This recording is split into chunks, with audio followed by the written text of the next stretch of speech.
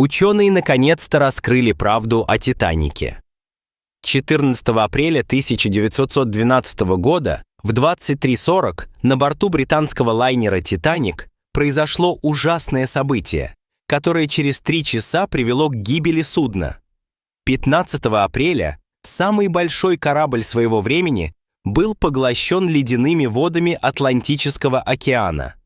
Опускаясь на дно, «Титаник» забрал с собой более 1500 жизней, 2/3 людей, находившихся на борту. Причиной этой ужасной катастрофы, которая привела к стольким смертям, стало столкновение с айсбергом. По крайней мере, так нам всегда говорили, но недавние открытия ученых развенчали эту теорию. В этом видео мы расскажем всю правду о гибели «Титаника», правду, которая оставалась скрытой больше века. Будучи 268-метровым, 23-сантиметровым в длину, 28-метровым в ширину, 53-метровым в высоту и имея грузоподъемность 46,328 тонн, «Титаник» казался непотопляемым. Чтобы обойти все палубы и коридоры, понадобилось бы преодолеть расстояние в несколько километров. Даже офицерам корабля требовалось более 2, чтобы начать ориентироваться внутри этой огромной конструкции. В «Титанике» были 4 массивные дымовые трубы. Каждая из них весила 60 тонн и возвышалась на 25 метров 12 сантиметров над палубой. Такая внушительная высота требовалась для того, чтобы 100 тонн сажи, ежедневно выдуваемые из труб, не оседали на корабле и его пассажирах. Трубы установили под углом 30 градусов, чтобы они выглядели еще более эффектно и величественно. Не менее впечатляющей была и цена лайнера. На его создание ушло $7,5 миллионов. Если учесть современные курсы валют и инфляцию, то в 2016 году такой проект стоил бы $166 миллионов.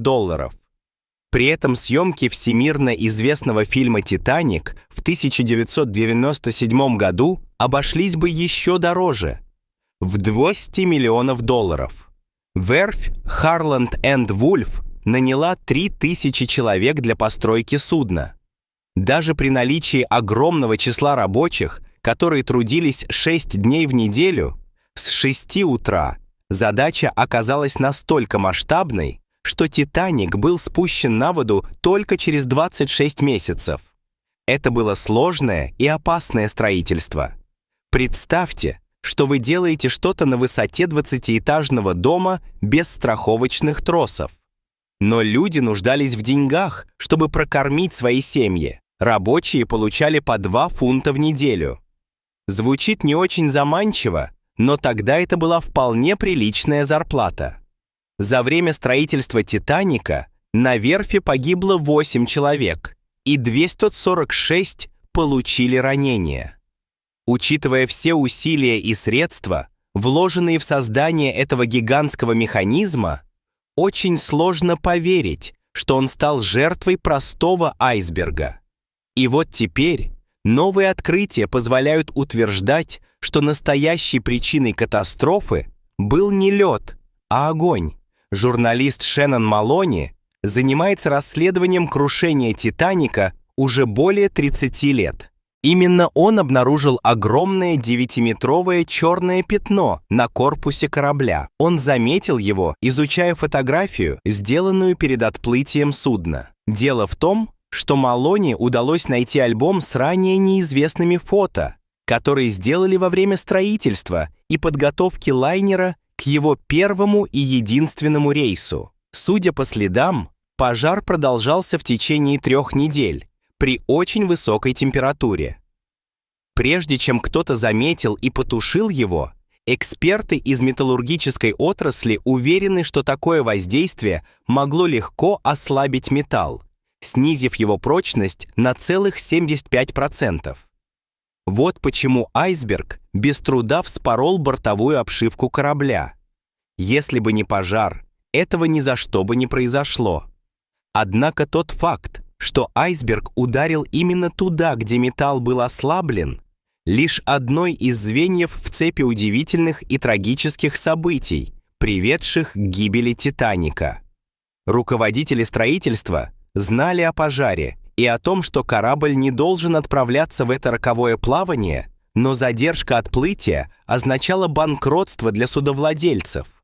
Как раз в этот момент по всей стране бастовали шахтеры, а для поддержания топки «Титаника» оставалось мало угля. Однако билеты уже были распроданы, а остальные рейсы отменены, поскольку все хотели первыми совершить воеждь на самом большом судне в истории. Поэтому владельцы «Титаника» скупили весь уголь, который смогли найти, и даже уголь с других кораблей. Отмена рейса не представлялась возможной. Чтобы скрыть правду, корабль повернули таким образом, что обгоревший борт оказался повернутым в сторону океана. Следовательно, пассажиры на причале не могли видеть следы пожара. И так путешествие началось. Прототипом для внутреннего убранства «Титаника» стал интерьер лондонского отеля «Ритц». Парадная лестница спускалась вниз, проходя через 7 из 10 палуб корабля.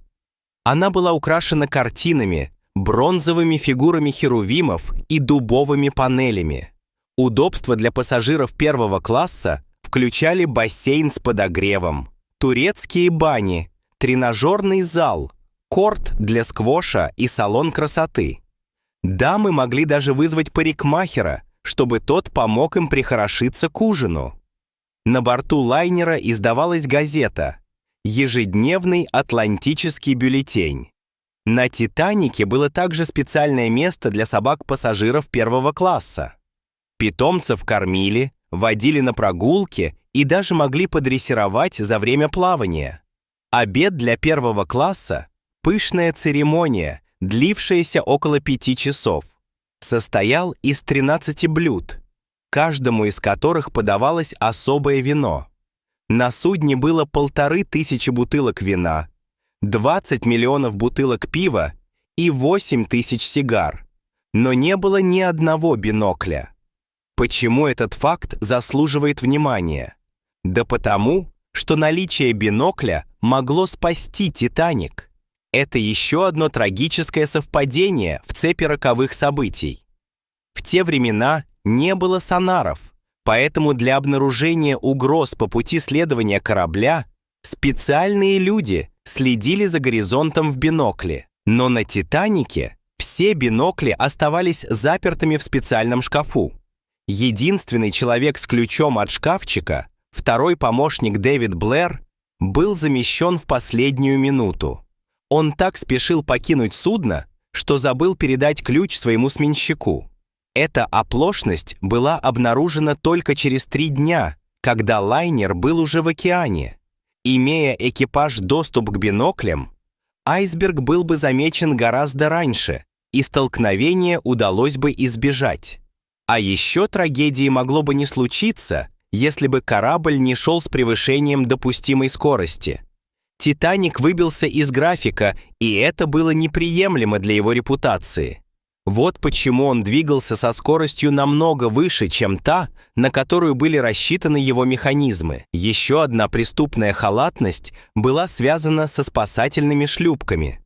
Для того, чтобы вместить всех людей на борту, «Титанику» требовалось около 60 шлюпок. Главный конструктор Александр Карлайл решил оснастить корабль всего 48 лодками. Но со временем их число сократили еще больше, до 20. Это было сделано по эстетическим соображениям, так как с 48 шлюпками палуба выглядела слишком загроможденной. Оставшиеся 20 лодок могли вместить лишь треть всех пассажиров на борту. Трудно поверить. Но такая чудовищная нехватка спасательных шлюпок не считалась нарушением. Согласно законам того времени, количество шлюпок зависело не от числа пассажиров, а от тоннажа судна. На заре 20 века учения по погрузке в спасательные шлюпки были обычной практикой на океанских лайнерах. С их помощью экипаж мог подготовить пассажиров к возможным чрезвычайным ситуациям. Однако такие мероприятия ни разу не проводились на «Титанике». Капитан Эдвард Джон Смит отменил учение, запланированное на утро того дня, когда корабль столкнулся с айсбергом. Причины такого решения остаются неясными, особенно учитывая тот факт, что другие корабли предупреждали «Титаник» о наличии льда в этом районе. Возможно, поэтому команде потребовалось более получаса, чтобы спустить шлюпки на воду вместо стандартных 10 минут. Некоторые также винят капитана Смита за то, что поначалу спасательные шлюпки покидали корабль полупустыми. В первой из них сидело всего 27 пассажиров, несмотря на то, что лодка была рассчитана на 65 мест. Почему же шлюпки не были заполнены? Дело в том, что люди медлили с эвакуацией, не понимая, что им угрожает реальная опасность. В 2012 году исследователям стало известно, что капитан Смит провалил свой первый экзамен по навигации. Позже он сдал его. Но кто знает, может быть, это тоже сыграло свою роль в трагедии. Пока «Титаник» тонул, команда успела послать несколько сигналов о помощи, но судно «Калифорниец», проплывавшее неподалеку, проигнорировало запущенные с лайнера сигнальные ракеты. Позже капитан «Калифорнийца» был уволен, когда этот факт стал известен общественности. Тем не менее, недавние находки историков доказали его невиновность. Что ж, лучше поздно, чем никогда. То, что никто не увидел сигнал из «Титаника», может объясняться феноменом рефракции. Когда слои холодного воздуха расположены под слоями более теплого воздуха, происходит термальная инверсия. В свою очередь, она приводит к аномальному преломлению света. Проще говоря, все это создает миражи. Подобные миражи фиксировались с несколькими другими суднами, которые ходили в тех широтах. Историк Тим Малтин также убежден, что преломление света помешало вперед смотрящим заметить айсберг к той ночью. Преступная халатность или трагическая цепочка совпадений? Огонь или лед?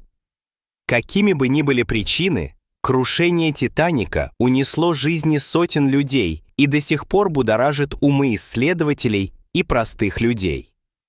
В какую теорию верите вы? Поделитесь своим мнением в комментариях.